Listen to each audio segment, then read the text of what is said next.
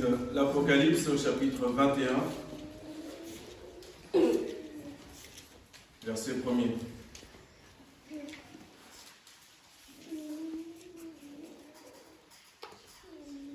Il est important de temps en temps qu'on puisse voir un peu plus loin que le bout de notre nez. Une fois qu'on aura fini de faire tous les calculs possibles et imaginables pour acheter notre maison, qui finira quelqu'un d'autre. C'est ça. Parce qu'on ne va pas l'emmener. Oui. Une fois qu'on aura fini toutes les manigances inimaginables pour se cacher de nos prochains, dans tous nos travers, divers et variés. Une fois qu'on aura fini toutes sortes de vanités sur cette terre, viendra la fin.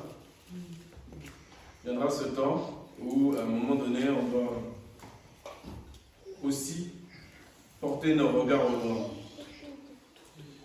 Parce que, c'est vrai, peut-être plusieurs vous disent, allez, viens à l'église, c'est bien, viens à l'église, viens, tu sais, moi je vais à l'église le dimanche, et c'est bien, c'est une bonne chose. Mais il faut aussi leur donner la vision de loin, de temps en temps. Que Dieu nous donne la sagesse pour expliquer aux gens que c'est pas simplement passer du bon temps, jouer du tam-tam, chanter, danser parfois. Que la raison profonde pour laquelle Jésus est venu et qu'il a établi son Église, il l'a établi comment? En donnant sa propre vie. Il ne l'a pas établi par l'intelligence, par un institut biblique particulier. Il l'a établi en donnant sa vie. Alors avant de donner sa vie, il a accepté. Il a accepté que ce que Dieu lui a dit de faire. Il a accepté. Me voici, ô Dieu, pour faire ta volonté. Amen. Car il est écrit de moi dans le volume du livre. Voilà ce que Jésus a fait au départ. Son intention de départ, quoi qu'il arrive, il était dans l'acceptation. Ensuite, il a accompli. C'est pas le tout de dire, par exemple, je suis chrétien. On doit voir tes œuvres. À un moment donné, il y a des œuvres de justice qui doivent sortir de toi. Petites ou grandes, peu importe, mais il doit y avoir des œuvres dignes de la repentance. Dignes du fait qu'un jour tu rencontrais Jésus. Et ce n'est pas à nous de juger tes œuvres. C'est en toi, Dieu te rencontre une fois pour toutes pour que ces œuvres sortent. Elles vont sortir, pas pour toi seulement, mais aussi pour tes prochains, pour les autres. Si tu penses qu'à toi, c'est pas bon. C'est toujours voir plus loin, que le bout de notre petit nez. Donc si on dit aux personnes de venir à l'église, c'est parce que de loin on connaît les bénéfices de la communion fraternelle physique. En plus, on profite, on a ce luxe, on vit dans le luxe de pouvoir nous réunir sans nous cacher de fusils, sans nous cacher de traîtres ou de délateurs qui viendraient nous dénoncer. Donc il faut profiter de ce luxe-là. En général, l'être humain ne profite pas, il râle. Alors, on est dans un pays où on râle. Chaque mois de septembre, octobre, novembre, c'est le trimestre des manifestations, le trimestre des choses à revendiquer. Et on ne regarde pas ce qu'on a.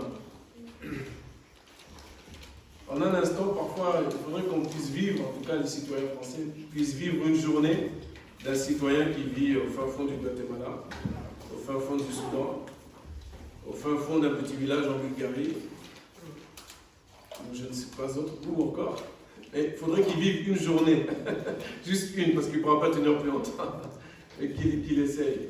Et là, peut-être qu'il reconnaîtra effectivement qu'il est dans un très bon pays. C'est la même pour nous en tant que chrétiens. Nous devons aussi peser et reconnaître avec justice, mais ce qui est bon aussi dans notre Église. C'est très important. Et voir aussi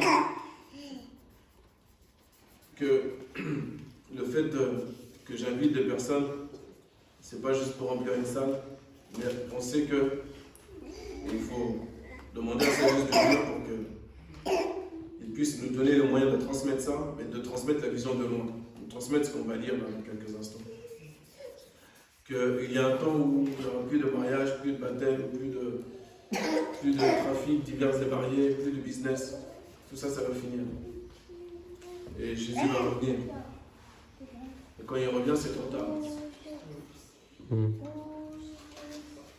Donc quand on vous dit à vous directement ou indirectement, ou quand on prie et que vous ne savez pas, vous êtes au loin et que les personnes parfois pour lesquelles vous priez ne savent pas, on n'est pas obligé de toujours dire aux gens qu'on prie pour eux. Mais on le fait dans ce but de la vision de loin. Puisqu'il y a un grand festin, après le culte, là on va se réunir, on va manger tous ensemble. Mais il y a un autre festin, une autre Pâque, une nouvelle Pâque que Christ veut faire avec nous aussi. Et c'est pour cette Pâque-là, il y a une grande table qui est dressée et on veut tous nous revoir les uns les autres. On ne veut pas avoir de mauvaises surprises. C'est hors de question. On veut voir tout le monde. Ça doit être notre cœur. On doit avoir le même cœur que Dieu pour ça. C'est pour ça que Dieu patiente. Dieu patiente afin que chaque homme puisse accéder à la repentance et à la connaissance de la vérité que Jésus-Christ lui-même. Nous allons lire pour les 5-10 minutes qui restent. Le premier verset du livre d'Apocalypse au chapitre 21. Donc c'est un livre, pour remettre dans le contexte très rapidement, où Jean a été visité par l'ange de l'Éternel qui lui a donné cette révélation. C'est pour ça qu'on appelle ce livre-là Apocalypse, qui signifie révélation. Et je vis un nouveau ciel et une nouvelle terre. Car le premier ciel et la première terre s'en étaient allés, et la mer n'est plus. Souvenons-nous que Jésus a dit, la terre et la mer passeront, mais mes paroles ne passeront pas. Il a dit le ciel et la terre. On va parler de la mer. Le ciel et la terre passera, mais ma parole ne passera pas. Voyons voir ce qui a été montré encore à Jean. Et je vis la sainte cité nouvelle Jérusalem descendant du ciel d'auprès de Dieu, préparée. L'Église doit se préparer. Comme une épouse ornée pour son mari. Donc on voit que Jésus ne va pas amener une église où ses vêtements ne sont pas bien propres, bien purs, bien nets. Il patiente. L'ultime sanctification, c'est Dieu qui va la produire. Mais il y a une préparation. Nous, on doit être préparés. Comme une épouse ornée pour son mari. La plupart sont mariés ici. Vous vous rappelez les moments où vous vous êtes préparés avant de passer devant Monsieur le maire. Vous vous rappelez ce moment? Vous n'êtes pas préparé n'importe comment là. Vous n'allez pas sortir de la pièce pour faire plaisir aux gens tant que vous n'êtes pas prêt. Il peut y avoir 1 heure, 2 heures, 3 heures de retard, c'est pas grave. La mariée ne va pas sortir, ne va pas se montrer publiquement tant qu'elle n'est pas prête. Que les invités soient contents ou pas, ce n'est pas son problème. L'Église, mon frère, ma soeur, toi-même, tu dois te préparer. Tu dois te préparer correctement. La Bible nous a été laissée pour cette préparation-là. Les frères et sœurs nous ont été laissés pour cette préparation-là. Quand un frère te reprend, quand une sœur te reprend, il faut que tu comprennes qu'elle est en train de te préparer. Elle est en train d'ajuster ta robe. Et toi, tu ne vas pas, tu te débats. Mais si tu te débats, ça vous connaissez les femmes, là, par exemple, le corset, ou si tu as une reprise à faire, si tu as une couturière personnelle que tu as embauchée avec son aiguille, si tu bouges, tu te débats, tu n'arrives pas te piquer. Tu vas avoir des blessures. Tu vas te plaindre. Et tu vas prolonger encore le temps d'aller voir ton époux. Donc laisse-toi faire. Laisse-toi faire. Marche sur ton ego et ton orgueil et laisse-toi faire. Et arrête de dire oui mais à chaque fois que tu es repris. Arrête. Oui mais. On continue. Verset 3. Et jouit une grande voix venant du ciel, disant, voici l'habitation de Dieu est avec les hommes, et il habitera avec eux. Et ils seront son peuple, et Dieu lui-même sera avec eux, leur Dieu. Amen. Quand j'ai lu ce passage, j'ai vu comme ce que j'appelle le sourire de Dieu. C'est le côté qu'il est content d'avoir son peuple avec lui. Voilà, comme un père avec ses enfants. Il est content.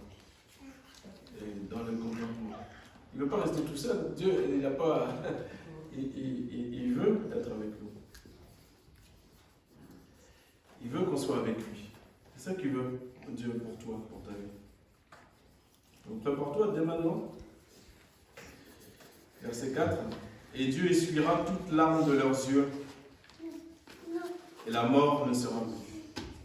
Alléluia. Amen. Et il n'y aura plus ni deuil, ni cri, ni peine.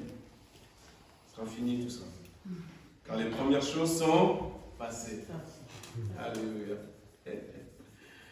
Si quelqu'un est en Christ, les choses anciennes sont passées. Voici, toutes choses sont devenues nouvelles. Alléluia. Amen. Et un frère m'a rappelé hier que dans la version grecque de cette parole-là que je viens de dire, apparemment, sont en train de devenir nouvelles. C'est-à-dire que c'est un changement continuel. C'est pas en un instant.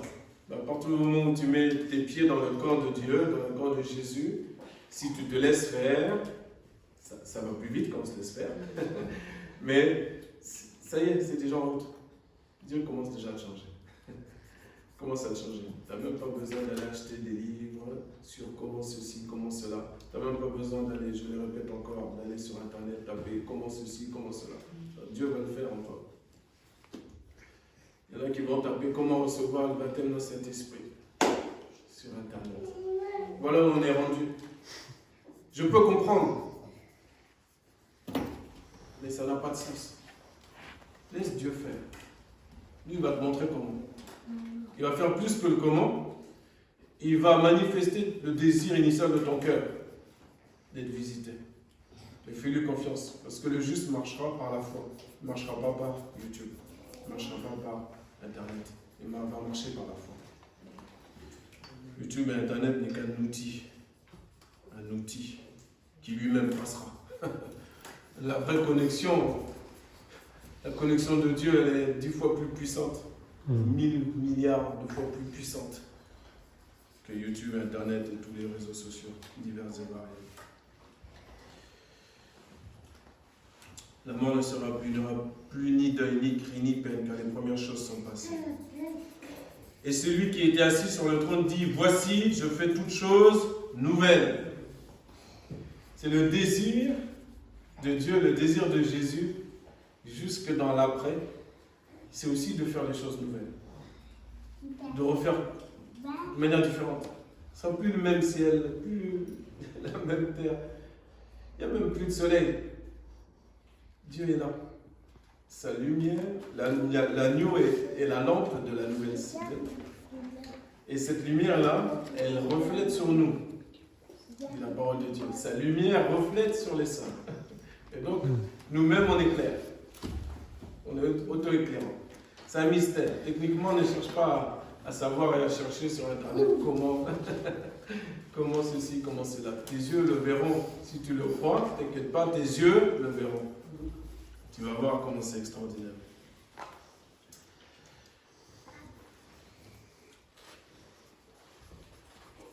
Voici, je fais toutes choses nouvelles. Et il me dit, écris, car ces paroles sont certaines et véritables. Oui. C'est clair. Certain et véritable. Et il me dit, c'est fait. Moi, je suis l'alpha et l'oméga, le commencement et la fin. À celui qui a soif, je donnerai, moi, gratuitement de la fontaine de l'eau de la vie.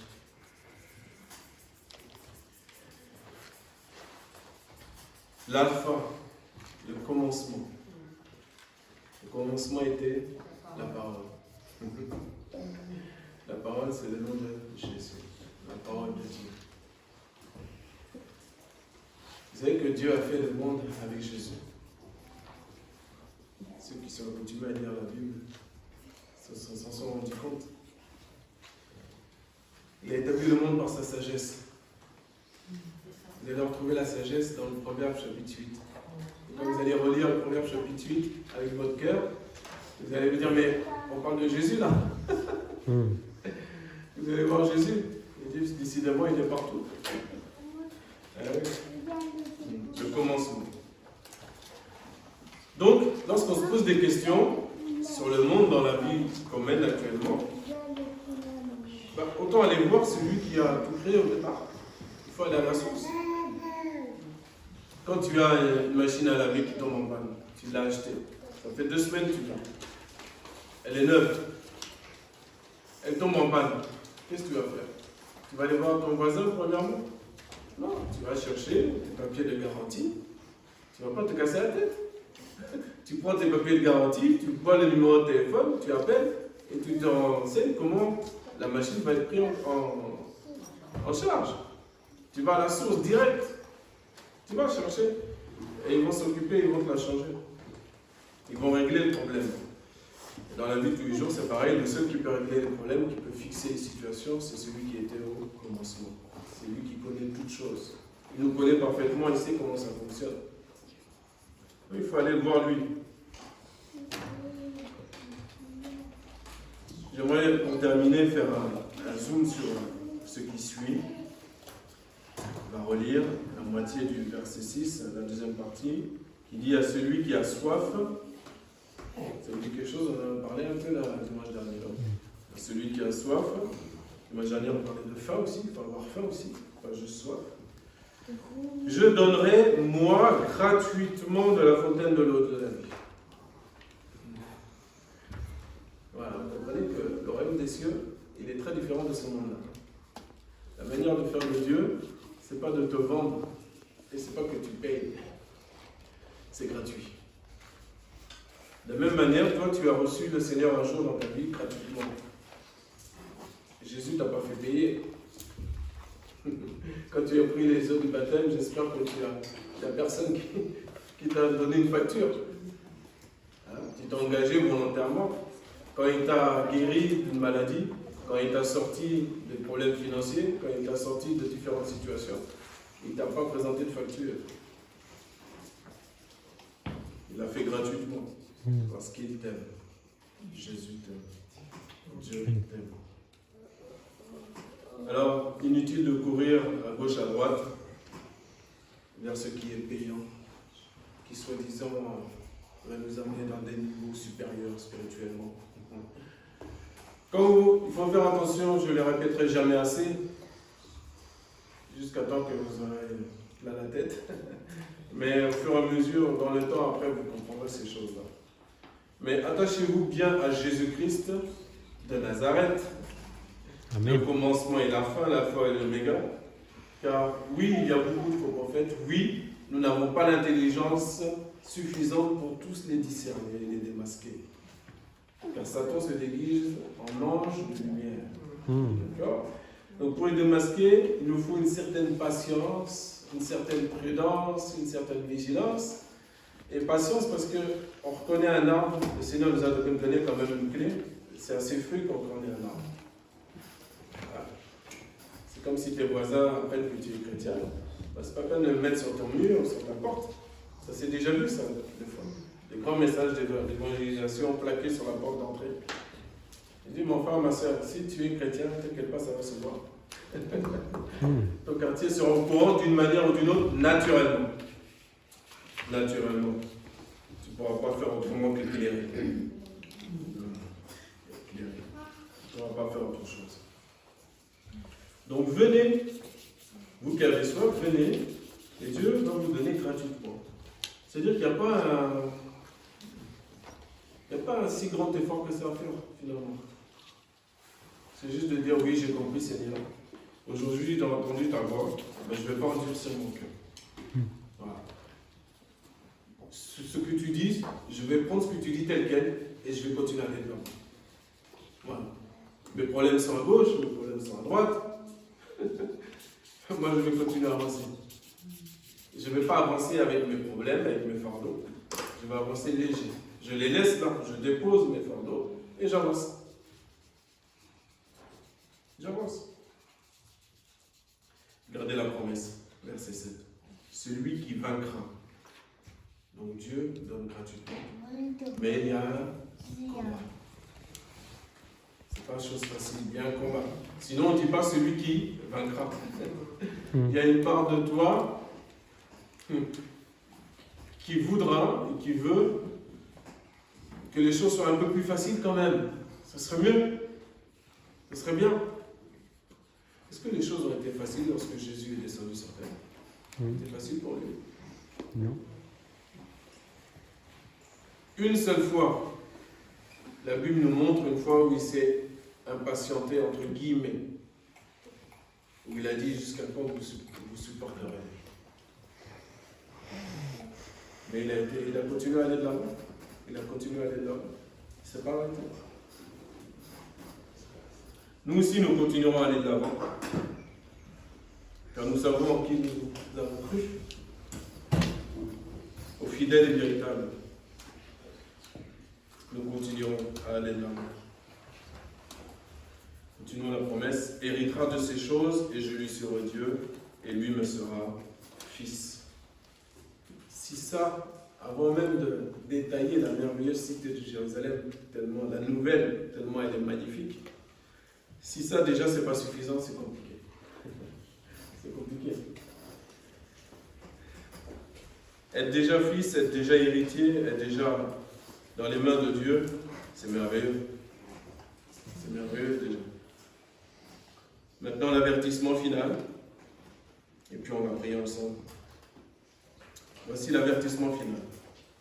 Mais quant aux timides, c'est étonnant, hein?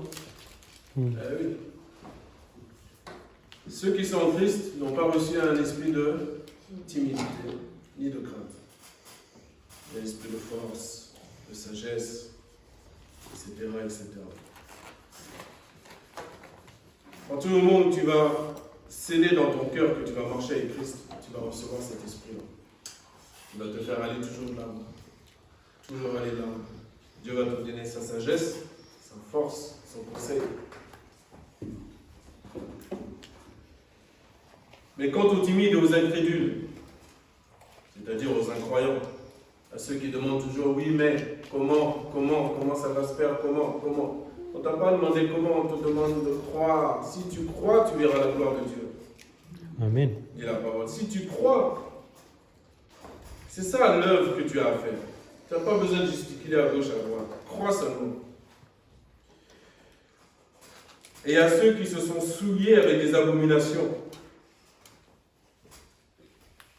Et aux meurtriers. Rappelons-nous que Jésus a dit, si quelqu'un hait son frère dans son cœur, c'est un meurtrier. Bien sûr, il n'y a personne ici qui a tué quelqu'un physiquement. Mais attention qu'on ne tue personne dans nos cœurs. Si c'est le cas, repentons-nous de la repentance véritable. Et aux fornicateurs. C'est-à-dire, si tu es marié, tu as ta femme, c'est bien. C'est suffisant. Tu as ton mari, c'est suffisant. Voilà.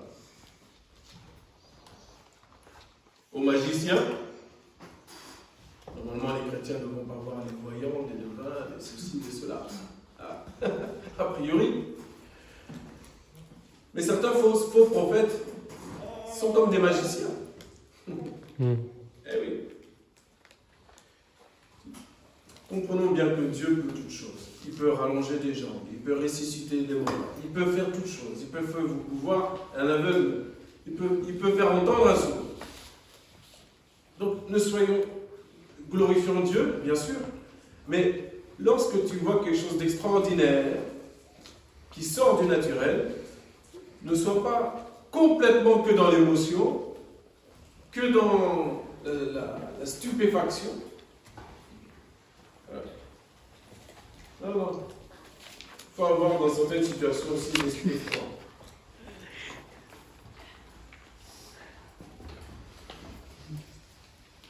Et aux idolâtres, et à tous les menteurs. J'espère que vous n'avez aucun être humain comme idole. Aucun, j'espère. Ni votre patron, ni votre manager, ni ceci, ni cela. Il faut faire attention, parce que des fois on entend parler à lui, vraiment, lui il est vraiment... Très bien, il faut se dire du bien des autres, mais avec mesure, attention. Attention. Que personne ne devienne une idole dans nos cœurs. Il y a tous les menteurs. En principe, les chrétiens ils ne mentent pas. Leur part sera dans les temps brûlants de feu et de soufre, qui est la seconde mort. Amen. Amen. Personne ne veut être dans la seconde mort. J'espère. Donc vous êtes avertis de tout ce qui a à quitter. Et vous êtes encouragés par le Seigneur. Parfois on pense que sa parole est très forte, trop forte, mais si le Seigneur nous aime, il est obligé de nous dire la vérité. Il ne peut pas nous cacher ce qui va se passer. Quand tu allumes ton four, si tu vois ton enfant aller vers le four et mettre sa main sur le four, dans le four, tu vas lui dire, tu vas le prévenir. Si tu l'aimes, si tu ne l'aimes pas, tu vas le laisser faire. Vas-y, continue. Tu es libre, on est en démocratie, liberté. Liberté. Allez-y les enfants, soyez les rois à la maison. Hein? Faites ce que vous voulez. Si on n'aime pas nos enfants, c'est comme ça. C'est la démocratie. Le foyer chrétien, il n'y a pas de démocratie. Hein. Ça doit être la royauté de Christ qui doit régner. Il y a des principes et des règles auxquelles on ne peut pas échapper. Mais c'est pour notre bien tout ça.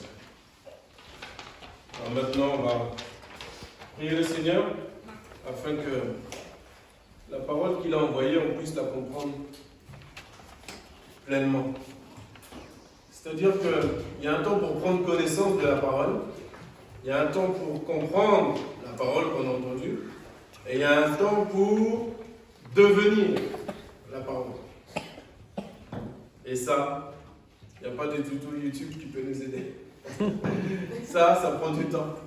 Ça prend du temps. C'est la raison pour laquelle plus on est régulier dans la lecture de la parole, dans la communion fraternelle, et plus on avance dans ce temps-là, et plus on comprend les choses, et plus on devient les choses qu'on a compris.